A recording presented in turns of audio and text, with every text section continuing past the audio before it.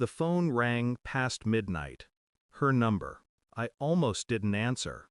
Silence filled the line when I did. Then, breath, jagged, guilty. "Are you awake?" she asked.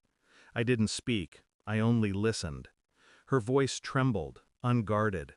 The kind of voice people use when they think no one else can hear. A man's whisper bled through the receiver, muffled, intimate. My stomach nodded, but I stayed silent. She cursed softly, covering the speaker. Then the line went dead. I lay in the dark, pulse steady, eyes fixed on the ceiling. The world had shifted with the weight of a single sound, a stranger's voice in my wife's bed. And she thought I hadn't heard. The next morning she made coffee, smiled, kissed my cheek, as if nothing had cracked. I tasted the lie on her lips.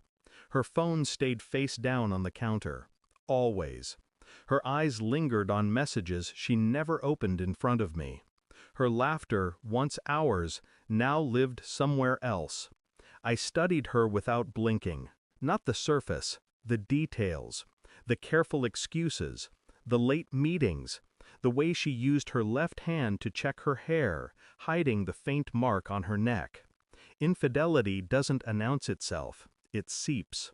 Quiet, insidious, like rot beneath the floorboards, waiting for you to step through. I didn't rage. I didn't ask. I couldn't, not yet.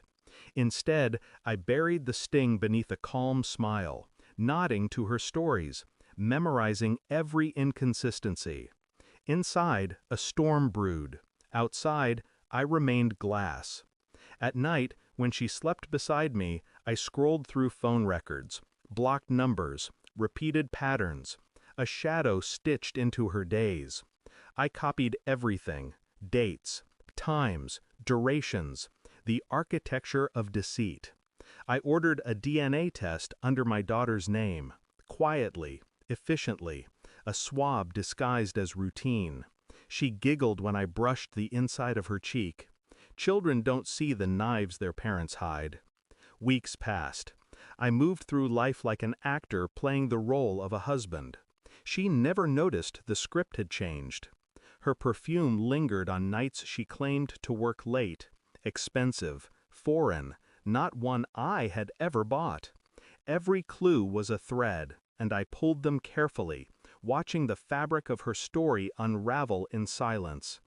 And through it all, she smiled at me, believing I was blind. The envelope arrived on a Thursday, thin, clinical, heavy with truth. I didn't open it immediately. I placed it on the desk, staring at the seal, feeling the weight of inevitability. When I finally tore it open, the words were merciless. Paternity, excluded. My daughter, the one I raised, loved, protected. She was not mine. I read it again, slowly, each word like a blade pressed against my chest. And then the strangest thing happened. Calm. A stillness deeper than grief. The storm quieted. That night, she set the table, laughing at some trivial story from her day. I slid the paper across the wood. "What's this?" she asked, her voice shrinking as her eyes scanned the lines. Her fork slipped from her hand. Tears, stammering, the performance of guilt. I only watched, silent, composed, because I already knew. She begged. Her words tripped over themselves, desperate, raw. "It was a mistake. Just once. Please, you don't understand." I raised a hand. Not to strike, to silence. Her voice broke against it. She collapsed into sobs, clawing at the table, at me, at anything solid. I leaned forward, eyes steady.